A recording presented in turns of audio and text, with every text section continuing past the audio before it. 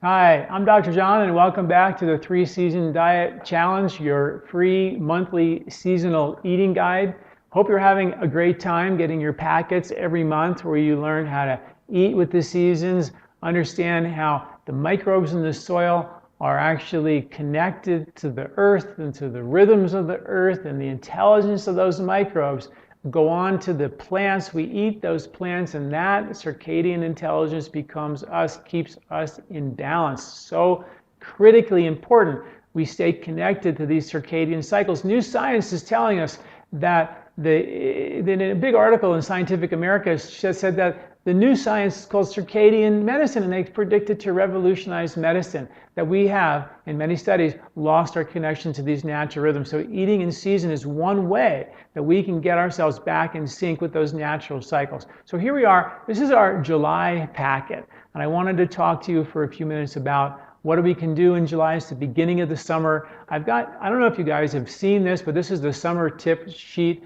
It's a little card that we send out. We put this in for the years we've done this, we've put this in every order that we send out for herbs. If you buy herbs and stuff, you get this in the mail. And this is a great rack card that tells you about how to stay connected to summer. And I want to go over that with you and tell you how to use it so you're tuned into how to use this, because it's really a great handy thing to stick it in your purse, help you stay connected in the summer months.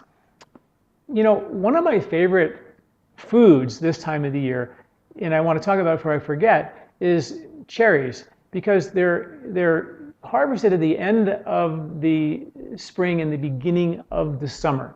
And they're sort of half berry, half fruit. So they have these great antioxidant benefits like a berry would, but they're also very much like a fruit, very cooling in nature. So they're really great for the beginning of summer for right now. So I wanted to make a case for cherries. I've got a couple of articles already written and one article coming out about cherries that I want you to tune into and read about that. So make sure while they're in season, grab them. Of course, they must be organic for sure. So let's talk about this little card here about the summer tips. And summer goes from July through October. So we have the next 4 months is going to be summer. Thank goodness. It feels like I just couldn't wait for summer this year for some reason.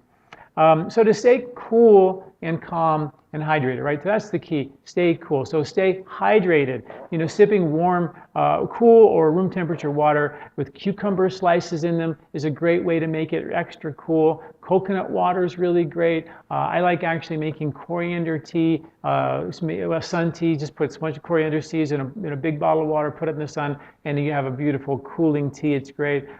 Fresh ripe berries, melons, apricots, grapes, peaches, pears, pomegranates, right? All the ripe fruit. This is the season for ripe fruit. Now, here's the trick about fruit. Now, Ayurveda, we say fruit should be eaten alone. But remember, in the summertime, the idea that you don't need to eat huge amounts of heavy food. The general theme is that the digestion becomes a little lighter. So fruits are actually a meal that you could probably make as a meal to get you from breakfast all the way to lunch without a problem. So test it out. See if you can have some fruits for breakfast and see how long it'll last you. And in the summertime, when they're in season, you might find that, God, I feel pretty good on some fruits. And even if you had to snack a little bit during the summertime to get a little some fruit, it's fine. A fruit between meals is fine. My only issue with snacking is, do you have to snack? Do I need a snack? If you need snacks on a regular basis to get through the day, you probably have a blood sugar issue. But if your snacks are once in a while, I didn't have quite as much fruit as I would have liked to. I didn't have a big enough breakfast, and therefore I'm a little hungry. I have a little snack. No big deal. And then the next day, then you try to eat better and have a more significant meal, so you don't need the snacks. But if you do need a snack, fruit is perfect this time of the year for sure. Okay, so we always and then test. And one way to test your blood sugar, see how good you're doing, for sure, is to see if you can have fruit for breakfast and see if you can make it till lunch, and go from there. Favor the really cooling vegetables. Asparagus, one of my absolute favorites, super cooling vegetable. Broccoli, cabbage, cilantro. I wrote an article about cilantro, how powerful and effective it is. Leafy greens, of course, summer squashes. All of these vegetables, really, you can't go wrong with the vegetables. They're really important. And we want to amp them up in our diet this time of the year. In the winter, we amp up the heavier proteins and the heavier fats. In the summer, we amp up the vegetables, and definitely the fruit. So please take them. Herbs that are really important in the summertime to consider. And you always think in the summer, at least Ayurvedically, the organs that are related to Pitta or summer are skin, major skin organs. The eyes, our skin, this skin, inner skin, respiratory skin, gut skin. It's all about the skin. So there are a handful of herbs that are really good for your skin. I'm a big fan of 3 herbs that I actually take every single day for my skin. And I'm not thinking about outer skin. I'm completely thinking about inner skin. Neem, amalaki, and Brahmi. Brahmi being Centella asiatica. These are the herbs that have really good science to support the health of your skin. Neem has been harvested in the spring and eaten all the way through till October. And it actually gets rid of the bad, yucky microbes that might be proliferating, and it also helps create an environment for the good microbes to proliferate. Really powerful herb, neem, for your skin in the summertime, particularly if you have any pitta in your constitution. You want to be thinking about neem. Brahmi is a fantastic herb, cooling, really good for brain, mental clarity, focus, memory. It's one of the classic cooling brain herbs for memory and focus and cognitive function. But also, new studies show that Brahmi actually helps the skin on the inside, and it's also in our skincare line, but it's also showing up in many new skincare lines because of the benefits they found with Brahmi for the skin. Mostly, my favorite is the inner skin. Also, new science shows that it actually is great for microcirculation, like cellulite and lymphatic drainage and things like that. That microcirculation, which is what Brahmi really works on really well. So Brahmi is a lymph mover. It's a microcirculation agent. It repairs, supports the health of the skin of the inside, and of course, good for the outside. And the thing that Brahmi's been well known for thousands of years in Ayurveda isn't even the skin, it's the actual brain. It's a brain clarity, mental focus herb. So pretty neat herb to have. Amalaki in Ayurveda, it comes from the Indian gooseberry. It's a very highly rich vitamin C fruit. That is, again, we all know vitamin C is great for your skin, and exactly it does that. But the interesting thing about the vitamin C in the amalaki, and there is more vitamin C in an amla fruit, pound for pound, than an orange, so it's got a good amount of vitamin C, but the vitamin C seems to activate, according to the science, the other antioxidants, the antioxidant potential of the amalaki. And I use it to really support the optimal health of the intestinal mucosa, particularly when there's stress-related irritation that's there. So that's really important. Great herbs to know about for the skin in the wintertime for sure. Herbal teas are really fun too. Like I said, coriander, chicory, dandelion, hibiscus, mint teas. I mean, who doesn't like a nice mint tea in the summertime? So that's really important. Again, even in the summertime, oil massage, either with coconut oil or our tridoshic massage oil is very, very light, keeping the skin healthy, because in the summertime, as you know, like deserts are hot and dry. And when the skin gets too hot and therefore too dry, the microbes feed on oil. So to keep your skin healthy, you want to make sure you have good microbiology on your skin, inner skin too. So you want to eat coconut oil and good oils in the summertime.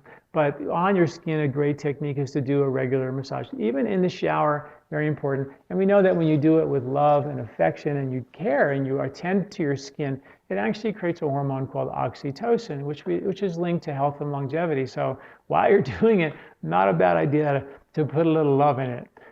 Works really, really well.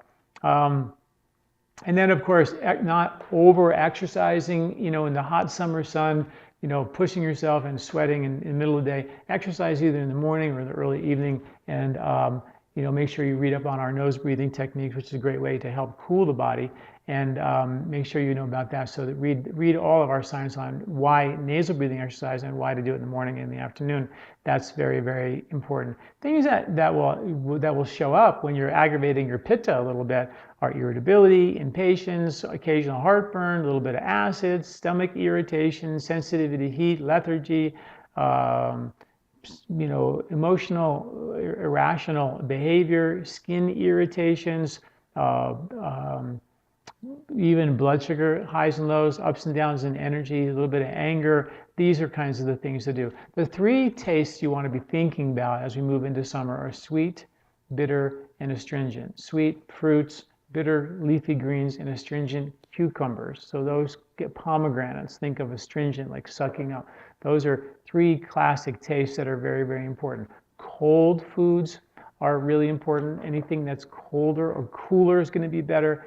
Heavier foods are going to be better because pitta is sort of light, and the heavier foods will help keep it. And then foods that are a little bit oily are also good, like the coconut oil to lubricate, because again, the summer gets hot and dry, so we want to have those in the mix as well. And then the rest of this card sort of goes through sort of the highlights of all the foods that we suggest from our grocery list. So it gives you some great strategy. If you're at a restaurant, you can think, oh, I've got a choice between, broccoli or peppers or some vegetable, and you can look on these, circle the foods on here that you like, and eat more of them. The foods that have an asterisk on them are the ones that are primary in the summertime.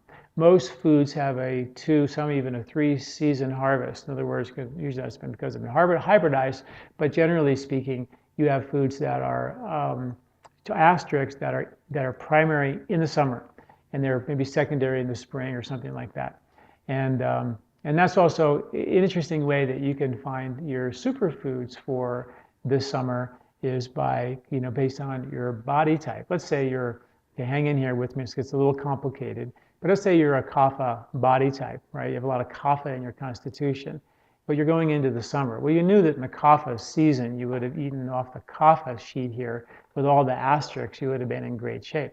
But if you could take the foods that are on the summer list and you take the foods that are on the spring list and you cross-reference them, now you have superfoods, foods that are actually good for both lists, for the summer and for your kapha constitution. So for a kapha constitution in the summertime, these are great.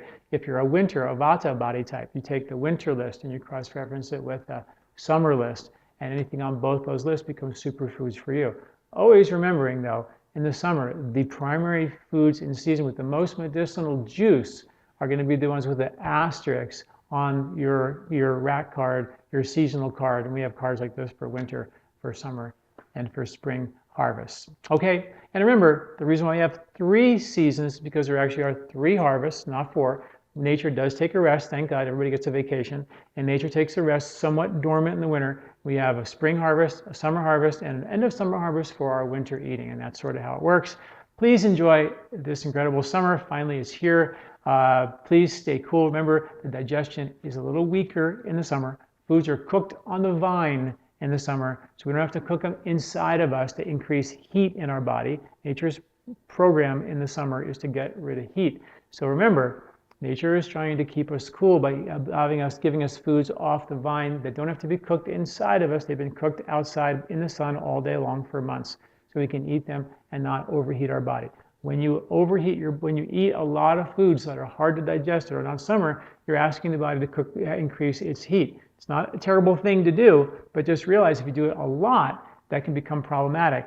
Now, the time to do that, if you're going to do it, is going to be in the middle of the day when the digestion can cook those harder to digest foods. You'd be better off doing it, in the middle of the day when the digestion is actually more able to eat the harder to digest foods. And then lighter breakfast and lighter supper. That's a wonderful way to go through summer.